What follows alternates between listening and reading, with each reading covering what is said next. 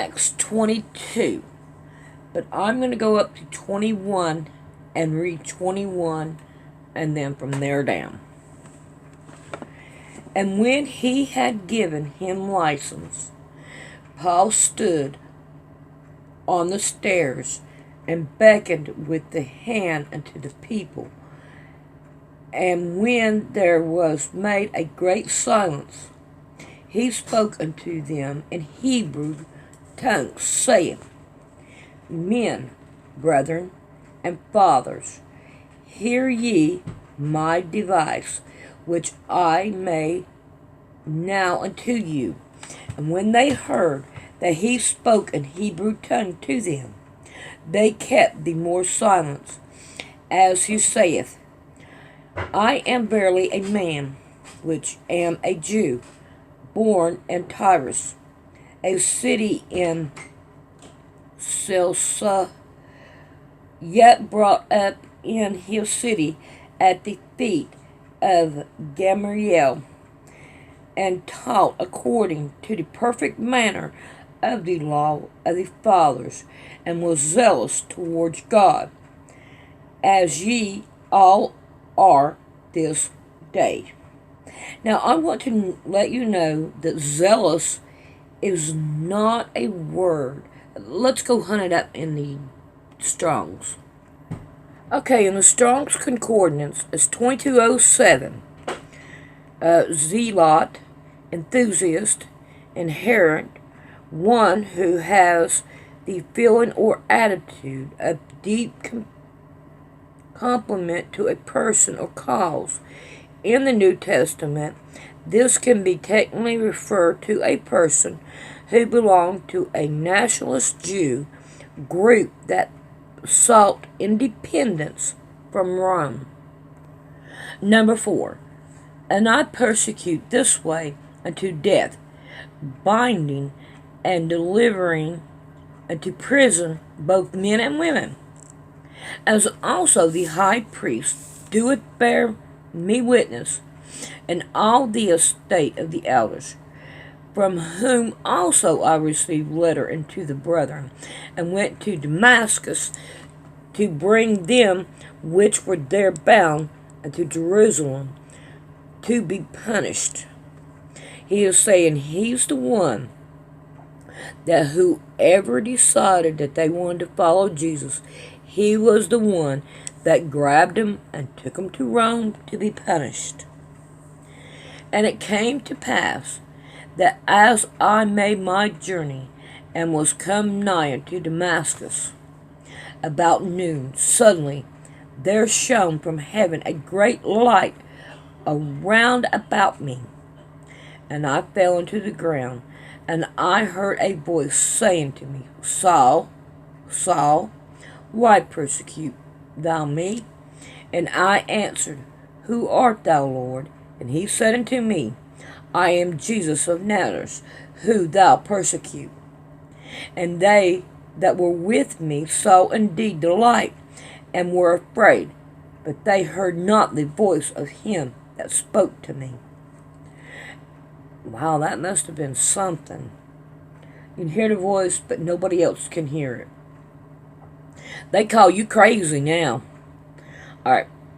And I said, What shall I do, Lord?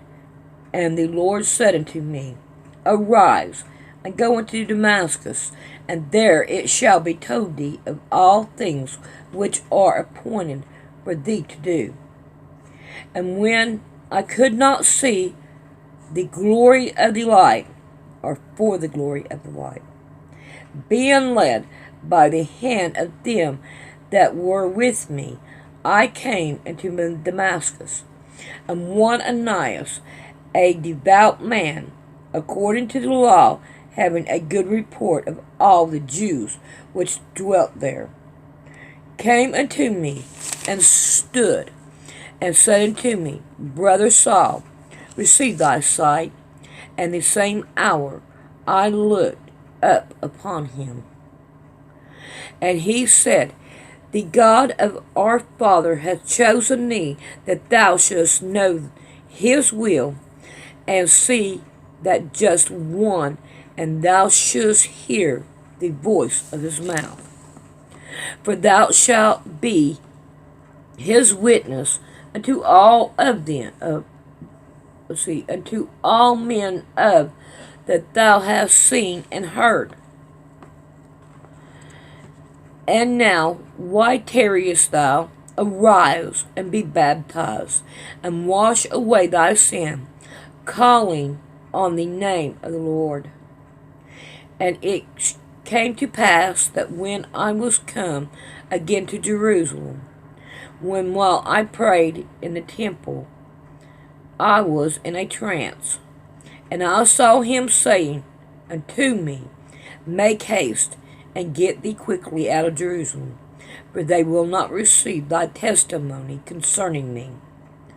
And I said, Lord, they know that I am imprisoned and beat in every synagogue them that believe on thee. And when the blood of thy martyr Stephen was shed, I also was standing by, and consented unto his death, and kept the raiment of them that slew him. And he said unto me, Depart, for I will send thee far hence unto the Gentiles. And they gave him audience unto his word, and then lift up their voice, and said, Away with such a fellow from the earth, for it is not fit that he should live. And they cried out, and cast off their clothes, and threw dust in the air. The chief captain commanded them to be brought into the council, and bade that he should be examined by searching, that he might know wherefore they cried so against him. And as they bound him with thongs, Paul said unto the centurion that stood by, Is it lawful for you to scourge a man that is a Roman and uncondemned? When the centurion heard that, he went and told the chief captain, saying, Take heed what thou doest, for this is a Roman. So he's a Jew and a Roman. Then the chief captain came and said unto him, Tell me, art thou a Roman? And he said, Yea. And the chief captain answered with a great sum, Abstain I his freedom. And Paul said, But I was freeborn. Then, this is it. You're freeborn if you are born without a birth certificate nowadays. And you don't want to have a birth certificate. Everybody that has a birth certificate, they own your body. But Jesus Christ can own your soul. Think about that one. That's why they're saying every man and woman and child will have to get the B, because they own every one of our flesh. But you do not want to do it, because it will cut you off from the Creator. Alright. Then straightway they departed from him, which should have examined him. And the chief captain also was afraid, after he knew that he was a Roman, and because he had bound him on the morrow, because he would have known these certainty, wherefore he was accused of the Jews. He loosened him from the bands, and commanded the chief priest and all their council to appear, and brought Paul down, and set him before him. And we're on chapter 23. And Paul earnestly, behold, the council, said, Men and brethren, I have lived in all good consciences before God until this day. And the high priest Ananias commanded them that stood by him to smite him on the mouth. Then said Paul unto him, God shall smite thee, thou whitest wall, for sitting now to judge me after the law, and commandest me to be smitten contrary to the law. And they that stood by said, Revealest thou God's highest priest? Then said Paul, I wist not, brethren, that he was the high priest, for it is written, Thou shalt not speak evil of the ruler of thy people. But when Paul perceived that the one part here Sadducees and the other Pharisees, he cried out in council, Men and brethren, I am a Pharisee, the son of a Pharisee, one, the hope and resurrection of the dead. I am called in question. And when he had said so, there arose a discussion between the Pharisees and the Sadducees, and the multitude was divided. For the Sadducees said that there is no resurrection, neither angel nor spirit, but the Pharisees confessed both.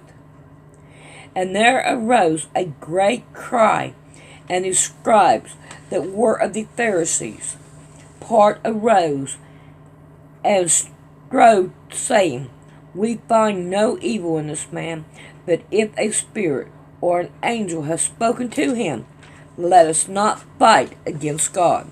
So, according to this, some of the Pharisees were for God, and God was using them.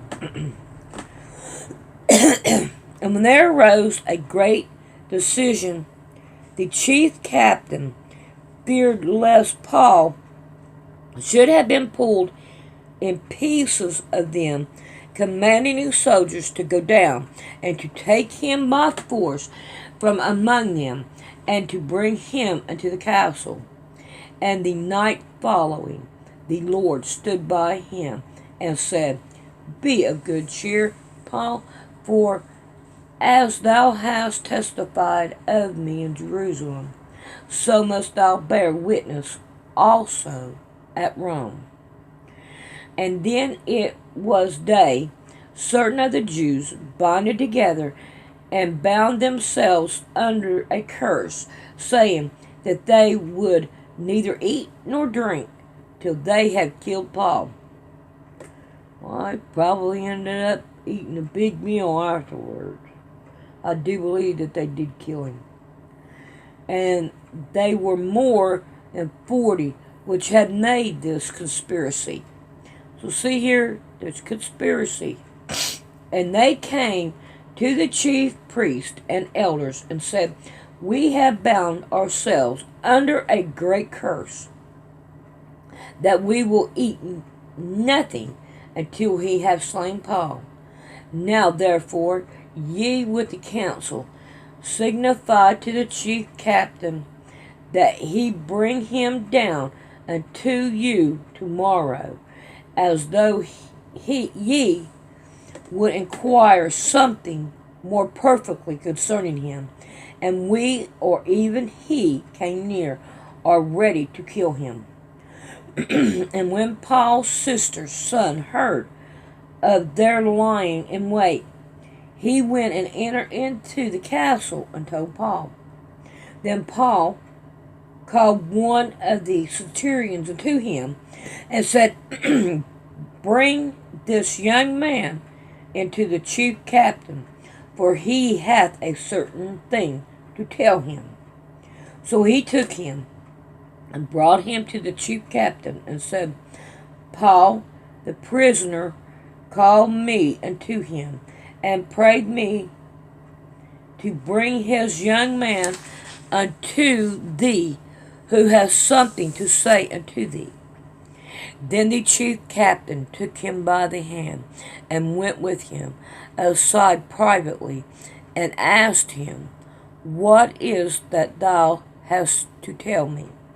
And he said, The Jew have agreed to desire thee that thou wouldest bring down Paul tomorrow unto the council, as though they would inquire somewhat of him more privately.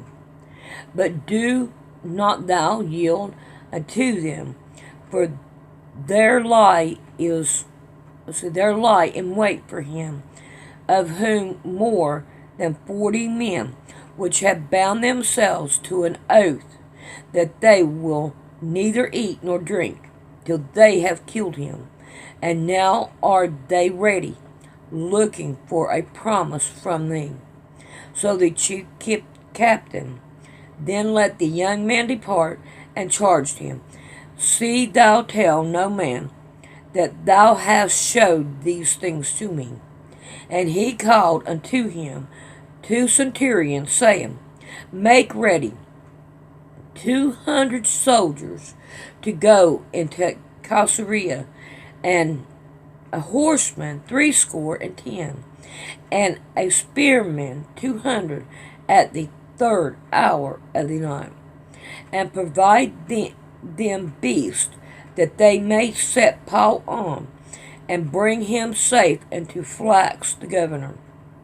And he wrote a letter after this manner: Callius Lysias, unto the most excellent governor Flax, sendeth greeting.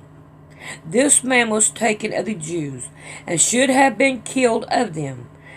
Then came I with an army, and rescued him, having understood that he was a Roman. And when I would have known the cause whereof they accused him, I brought him forth unto their council, whom I perceived to be accused of questions of their law, but to have nothing led to his charge worthy of death or of bounds. And when it was told me how that the Jews laid wait for the man, I sent straightway to thee, and gave commandments to his accusers also, to say before thee that they may have against him farewell. Then the soldiers, as it was commanded them, took Paul, and brought him by night to Antipatris.